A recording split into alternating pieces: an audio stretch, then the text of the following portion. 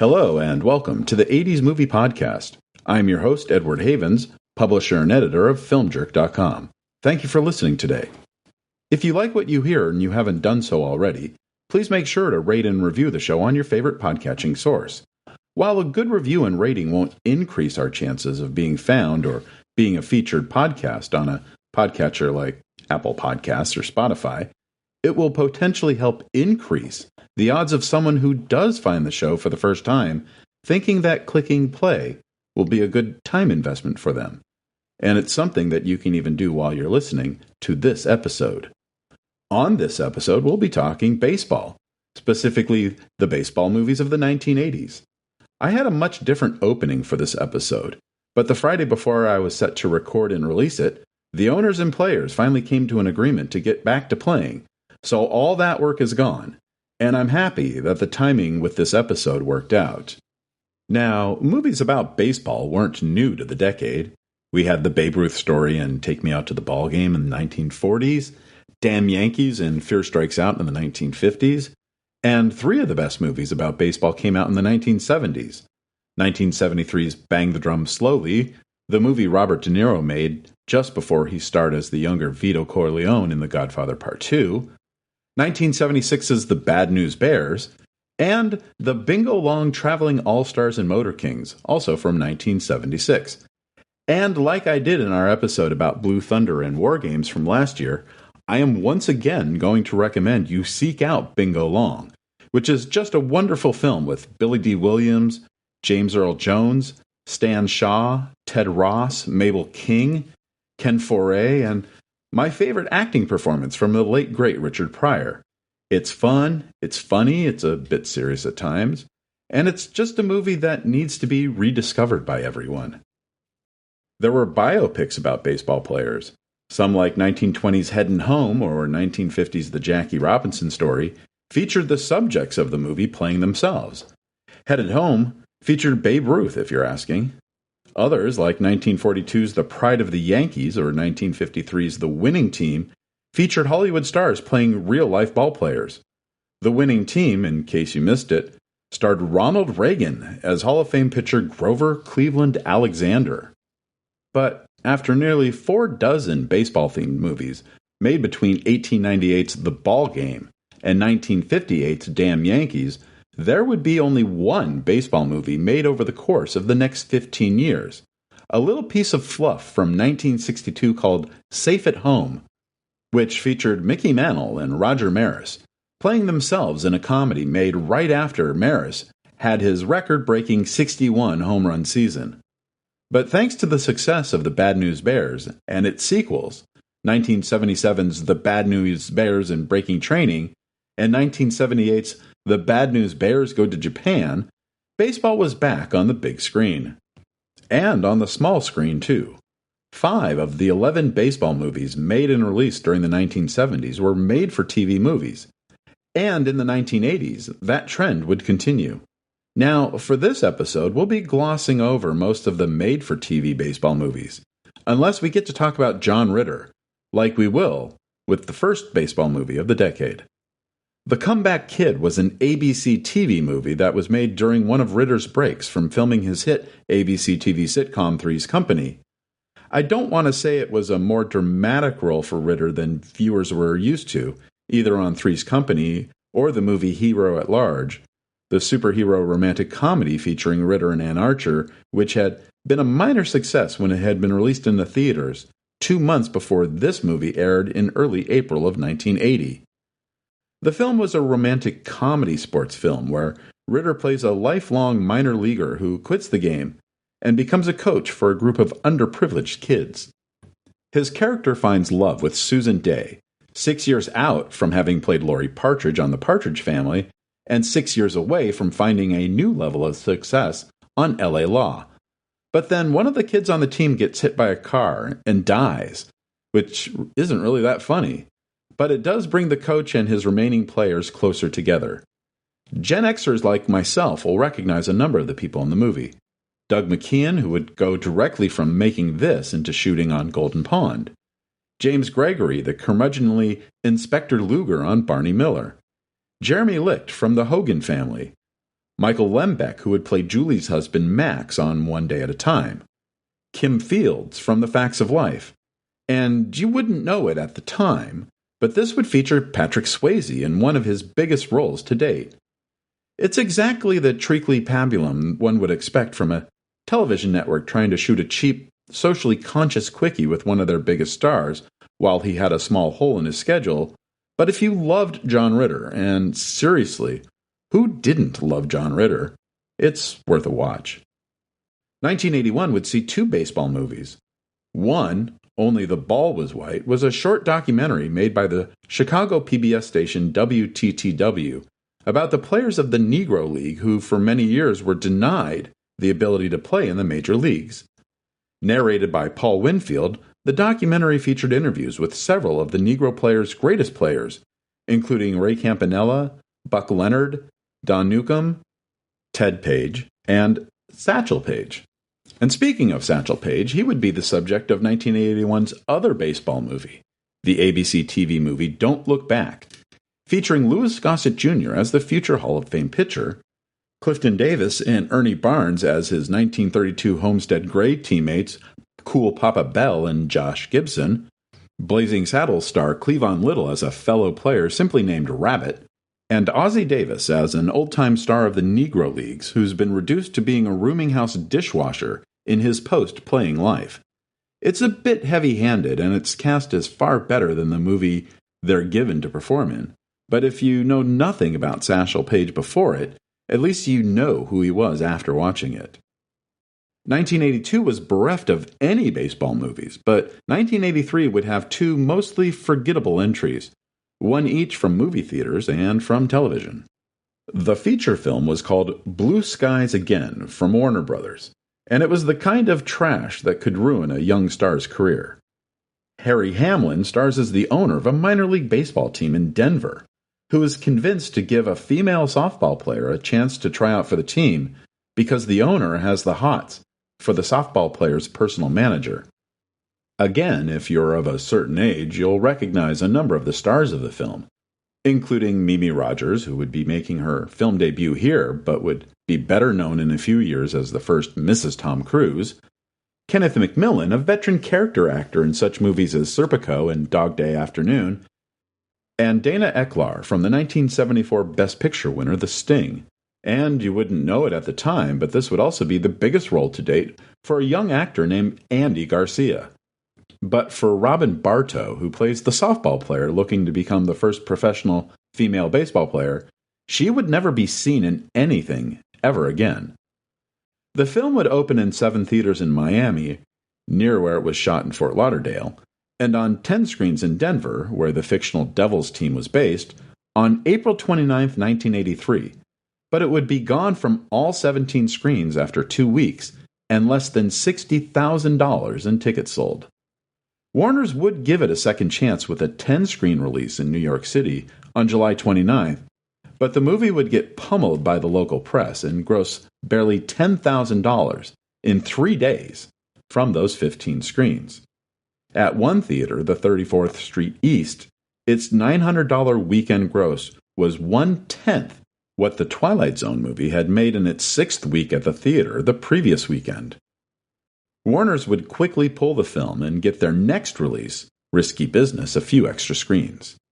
The other 1983 baseball movie, the TV movie Tiger Town, is mostly notable today as being the very first movie made for the Disney Channel, featuring Roy Scheider as an aging ballplayer who is having a bad season, and Kramer vs. Kramer star Justin Henry as the player's biggest fan who may or may not be connected to the player's resurgence just after the boy's father dies.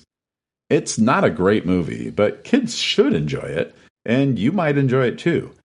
Disney had so much success with the film that it would air on their flagship ABC Sunday night movie series a few months later, and release it into Detroit area theaters the following summer, which coincidentally ended up being the best year in the Tigers' storied franchise history to date.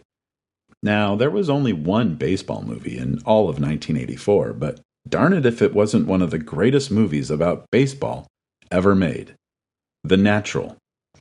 Barry Levinson's follow-up to his 1982 film debut Diner was a movie that should never have worked as well as it did.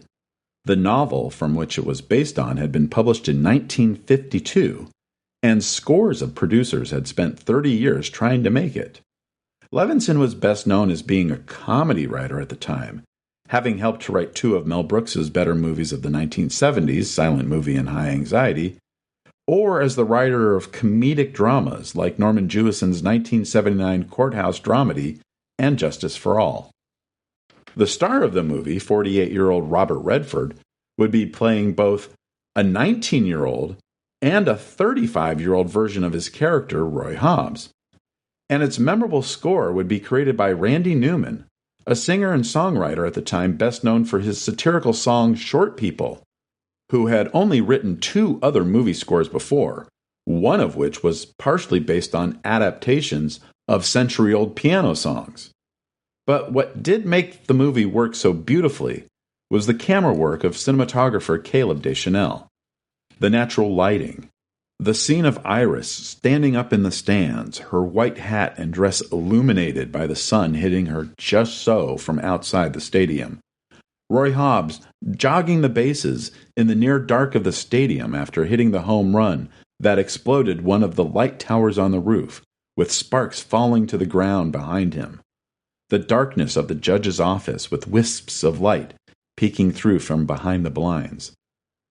That Deschanel could be the glue that keeps the movie together was not a surprise to anyone who had seen his previous work on Hal Ashby's Being There, Philip Kaufman's The Right Stuff, or especially Carol Ballard's The Black Stallion.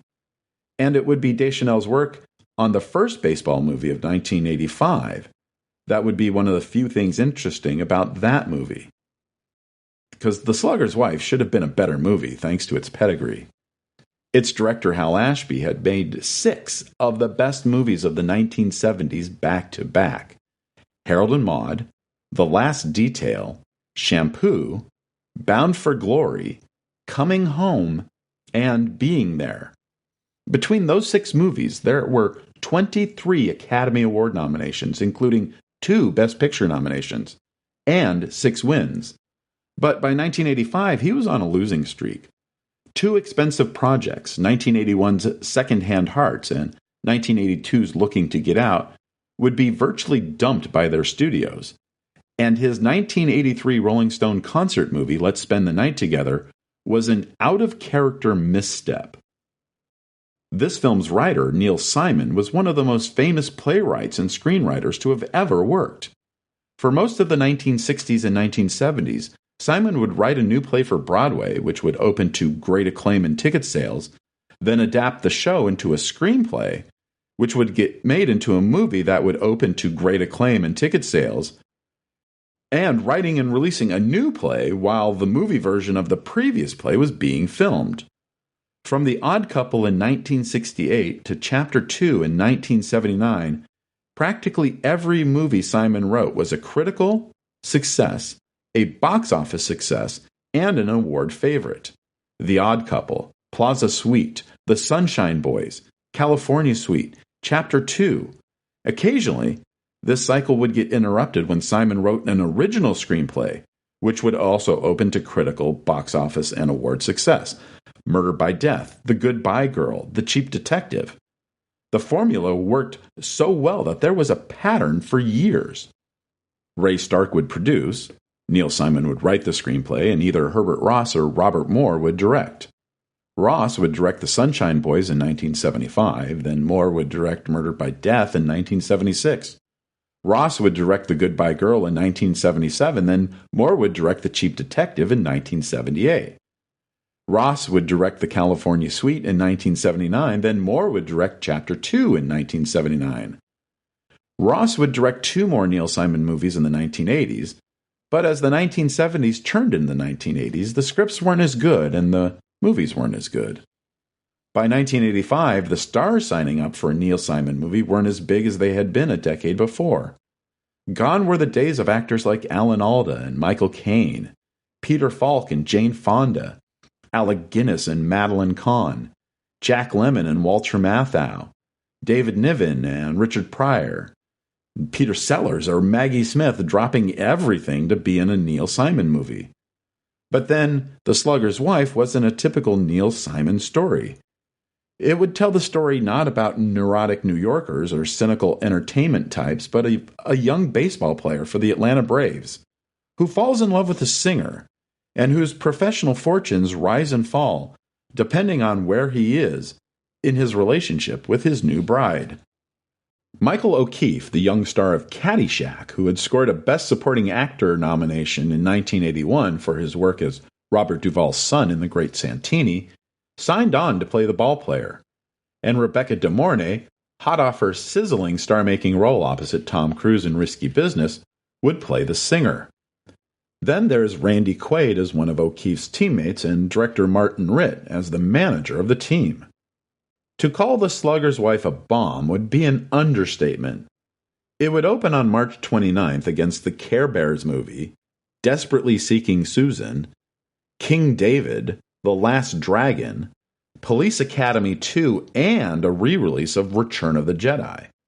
On 898 screens, The Slugger's Wife would gross $1.32 million, which would put it dead last for new major openers, and 15th on the list of the top movies nationwide. For comparisons, Desperately Seeking Susan with Rosanna Arquette and Madonna opened on about 1/4 of the screens and would gross $1.53 million. And Amadeus, which would be in its 23rd week of release, would gross $2 million from 546 screens. But also, to be fair, it had just been named the Best Picture of the Year by the Academy the previous Monday. The Slugger's Wife also has the distinction of being one of the few movies to have a 0% rating on Rotten Tomatoes after 37 years. That's how truly awful this movie is. Less awful than The Slugger's Wife, but still pretty bad, is the other baseball movie of 1985, Brewster's Millions. The seventh film, based on the 1902 novel of the same name, Richard Pryor stars as a minor league baseball player who stands to inherit $300 million from a great uncle he never met, if he can spend $30 million in 30 days without having any assets remaining at the end of the month. It's hard to imagine any comedy movie starring Richard Pryor and John Candy being as completely unfunny as Brewster's Millions. But as great as they were as comedic actors, Pryor and Candy made a lot of bad choices when it came to the movies they decided to make. For every silver streak he made, Pryor did 3 movies like Holy Moses or The Toy or Critical Condition. For every Stripes or Uncle Buck he made, Candy made a Speed Zone or Armed and Dangerous. And maybe Walter Hill, the director of such films as The Warriors and The Long Riders, wasn't the best choice to direct a flat-out comedy, even if he was responsible for 48 Hours. The only reason anyone should be watching this movie is if they made a vow to themselves to see every Richard Pryor movie, or every John Candy movie, or every Walter Hill movie. 1986 only saw one baseball movie, an ABC TV biopic about Pete Gray, the first one-armed man to ever play Major League Baseball. Keith Carradine played Gray, while Mare Winningham plays his wife. There would be 2 movies about baseball in 1987, but neither of them were worth much of a mention. Long Gone was an HBO movie about an independent minor league baseball team in Florida that goes from last place to first during the summer of 1957. It's interesting in that it features a number of future stars in early film roles, including William L. Peterson, Virginia Madsen, Dermot Mulroney, and Joel Murray. But it's also worth mentioning because it features one of the best casting ideas of all time, putting together character actor Henry Gibson and Teller of Penn and Teller fame as scheming father and son owners of the baseball team. Once you see them together, you'll wonder why they didn't become regular castmates in movies and on television. And yes, Teller speaks. Quite a bit. The second was more a no-nukes movie than a baseball movie. Amazing Grace and Chuck is one of British filmmaker Mike Newell's earlier efforts, and one that maybe could have been better in the hands of an American filmmaker. In the film, a young boy from Montana named Chuck decides to make a stand about the insanity of the potential mass destruction of the world by nuclear missiles when he refuses to play for his Little League team until the world is rid of the weapons of mass destruction. A player for the Boston Celtics, named Amazing Grace Smith, played by then Denver Nuggets star Alex English, hears about the young boy's protest and refuses to play basketball until there are no more nuclear weapons. The basketball star moves to Montana and buys a barn near the boy's house where he and other pro athletes who have joined the protest can live while they continue their protests. William L. Peterson plays the boy's father, a military jet pilot. Jamie Lee Curtis plays the agent of the pro basketball player. And Gregory Peck shows up at the end as the President of the United States to explain to the young boy, the pro athletes, and the audience why we'd need the nukes. The summer of 1988 brought two of the best movies ever about baseball.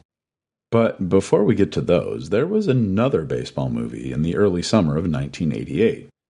Trading Hearts starred Raul Julia and Beverly D'Angelo as a down-on-his-luck baseball player and a down-on-her-luck lounge singer who are set up by her precocious preteen daughter, played by indie rock goddess Jenny Lewis in her first film role. Some sources say the film opened in some theaters on May 27, 1988. Some sources say May 29th. I can't find any theatrical playdates for the film or exactly when it might have come out on video. But I do remember the film, and it certainly was not worthy of good actors like Raul Julia or Beverly D'Angelo or Jenny Lewis. I talked about Bull Durham in one of our episodes about its distributor, Orion Pictures, and about Eight Men Out both in that same Orion Pictures episode and, more recently, in our second episode about its writer and director, John Sayles, so I won't get too much into the details that I've already covered. But I will tell you this much. Depending on my mood on any given day, Bull Durham is either my favorite movie of all time, my second favorite movie of all time, or my fourth favorite movie of all time. I've seen it so many times, and I never get tired of it. It's got that feeling about it, that intimacy about the inner workings of it all, that only someone who played in the minor leagues in that era could accurately capture. It's not a flashy movie. It's not overloaded with a bunch of technical marvels. It's a simple story, told simply with a group of actors who are firing on all cylinders, which can also be said for Eight Men Out. Eight Men Out is a great movie too, and in many ways it's a more incredible film because of how Sayles was able to make a late 1910s period movie on a budget lower than the more modern film like Bull Durham. But I don't love Eight Men Out as much. It's not as fun, and it's not meant to be fun, which is fine. But sitting here in my office in early March of 2022, I'm floored when I realize that in just 2 years, we will be as far away from the release of Bull Durham and Eight Men Out as the release of those two movies were from The Pride of the Yankees.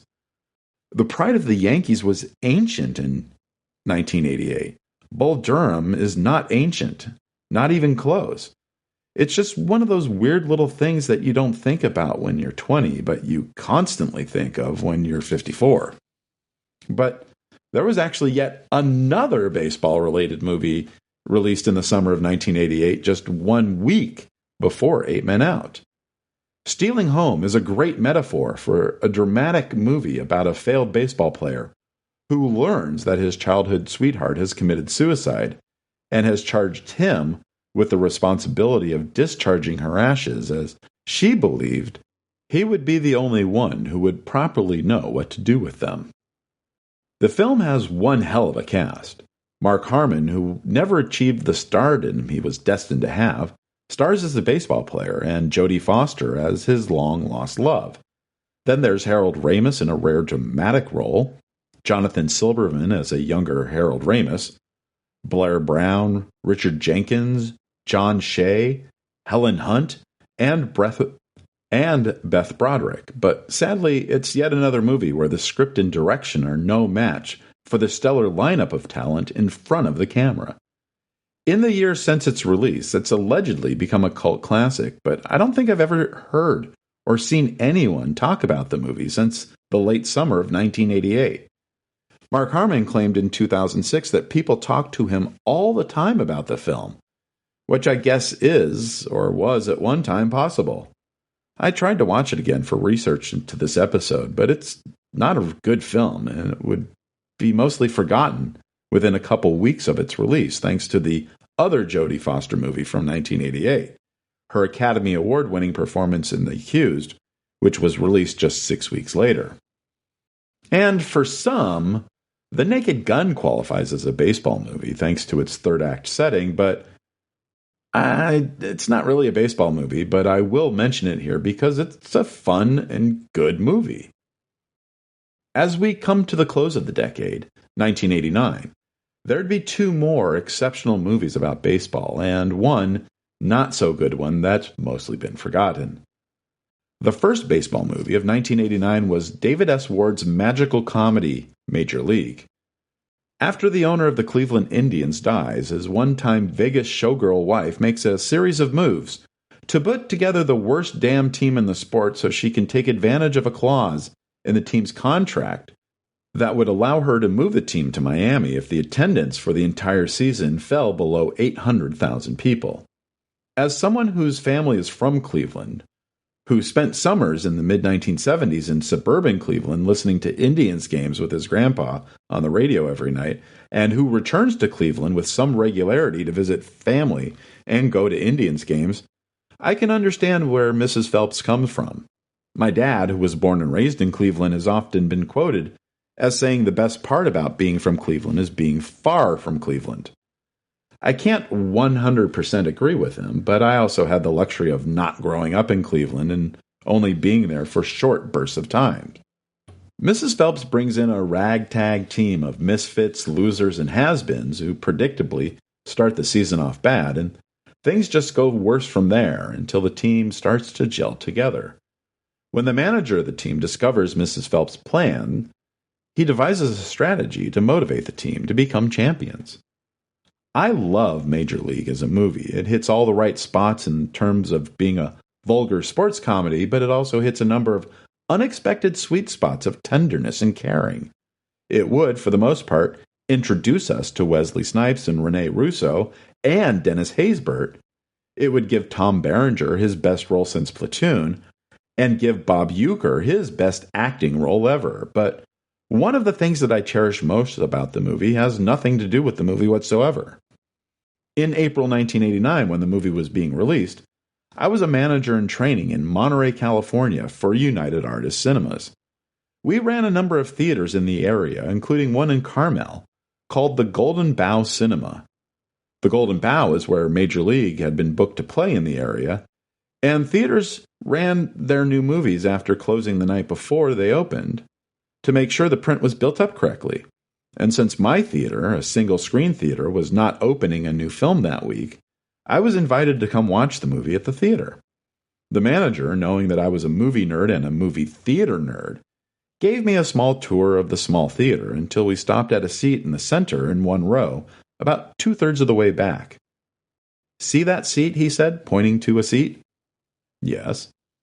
"This is Clint Eastwood's favorite movie theater in the area, and that's his favorite place to sit when he comes to see a movie here." "Awesome." "Yeah, and he'll probably be sitting in that seat later tonight." "Well, that's pretty cool." "Yeah, you can sit there if you want." So that's how I watched Major League for the first time, in Clint Eastwood's favorite seat at his favorite movie theater. Opening the first Friday after the start of the 1989 baseball season, Major League would be a big hit, taking the top spot on the box office charts the first 2 weeks of its release and grossing nearly $50 million by the time it left theaters, near the end of the season in September. One thing I learned during researching the movie for this episode was that the filmmakers had shot 2 different storylines concerning Mrs. Phelps and her ways. The second storyline actually has her as some kind of proto-Moneyball wonderkind, having scouted all of the players herself except for Willie Mays Hayes, knowing the players would have lifted each other up with the right kind of a motivation, because her late husband had left the team nearly broke and she couldn't have afforded the previous year's players. I've watched the second storyline sequences, and I'm not sure the filmmakers made the right choice by making her a grade A witch. However, I am certain that the film would not have been as big a success as it eventually was if that was the route they had gone. The second baseball movie of 1989 was released only 2 weeks after Major League, while that film was still the second most popular movie in the country. Field of Dreams was a fairly straightforward adaptation of W.P. Kinsella's 1982 novel Shoeless Joe, which itself was an expansion of Kinsella's 1980 short story Shoeless Joe Comes to Iowa. In the novel, a farmer in Iowa who lives with his wife and their 5-year-old daughter starts to hear voices while working in his cornfields, telling him to build a baseball diamond in the middle of his cornfield so his hero can have a shot at redemption. The other farmers in Ray's small farming town think he's gone crazy, including his brother-in-law, but his wife supports her husband's choices, including going to Boston to find a famous reclusive writer and bring him back to Iowa. And along the way, Ray and the writer meet up with a former baseball player who only got one chance to play in the major leagues before becoming a doctor. And eventually everything comes together when spirits of the past start to play on the baseball diamond that was built in the middle of a cornfield in Iowa. We all know the story, we've all seen the movie, except the movie does some creative changes from the book in its adaptation. The movie loses Ray's identical twin brother and his hippie girlfriend, as well as the man who Ray and his wife bought the farm from, who was locally known as the oldest living former player for the Chicago Cubs. And most importantly, the filmmakers, afraid of a lawsuit by the famous reclusive writer J.D. Salinger, would change the identity of who Ray sought out in Boston during his trip, which would give James Earl Jones one of his most beloved roles. Field of Dreams would open in 22 theaters nationwide on April 21st, and it would gross more than $530,000. Its $24,000 per screen average easily the best in the nation.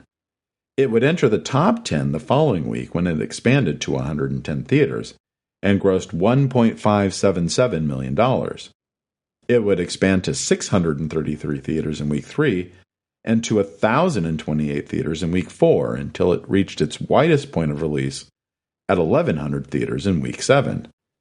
And even though it would end up grossing more than $64 million and eventually be nominated for Best Picture of the Year, Field of Dreams would never be the #1 movie in the nation at any time in its release. The closest it would come was in week 4, when it came in second with $5.77 million in ticket sales to the latest Richard Pryor Gene Wilder comedy, See No Evil, Hear No Evil. And I know it's not cool to admit to liking Kevin Costner, but let's face facts here for a moment. Between The Untouchables, Bull Durham, Field of Dreams, and Tin Cup, it was easy to like Costner. Sure, he made a lot of crappy movies in between, and some fairly good ones too. I've never been a big fan of Dances with Wolves, but I can still recognize it's a well-made film. And I honestly couldn't tell you, without looking up his resume, what the last new film I saw him in was. Then I looked it up, and it turns out it was Hidden Figures, a great movie he was very good in, but I had completely forgotten that he was in it. The third and final baseball movie of 1989, and thus the final baseball movie of the decade, was a lower-budgeted murder mystery crime thriller from the company that brought us Killer Clowns from Outer Space. Night Game would star Roy Scheider as a former minor league baseball player named Mike Seaver, who settled in Galveston, Texas after his playing days were done, becoming a homicide detective. When several young women are found dead around the beaches of Galveston, it's up to Seaver to figure out who the killer is. Eventually, Seaver, who's still a big fan of baseball, is able to find a connection to the murders. All the girls were murdered on evenings where a former Galveston player, Silvio Barreto, wins a night game for the Houston Astros at the Astrodome. Peter Masterson, the director of The Trip Bountiful, directs here as well, and the film also features two of the best movie jerks of all time. Paul Gleason, best known for The Breakfast Club, and Lane Smith, from My Cousin Vinny. The film would open on 175 screens nationwide, including 82 theaters across the New York City metropolitan area, on September 15th, grossing $228,000 and coming in 27th place that weekend. Even Field of Dreams, in its 22nd week of release, would gross more. The distributor, Trans World Entertainment, would stop reporting grosses after that first weekend, and the film would lose all but 6 of those 82 New York metro area theaters after just 7 days. Baseball would continue to explode onto movie screens in the 1990s. There were 18 movies about baseball or baseball-related in all of the 1980s.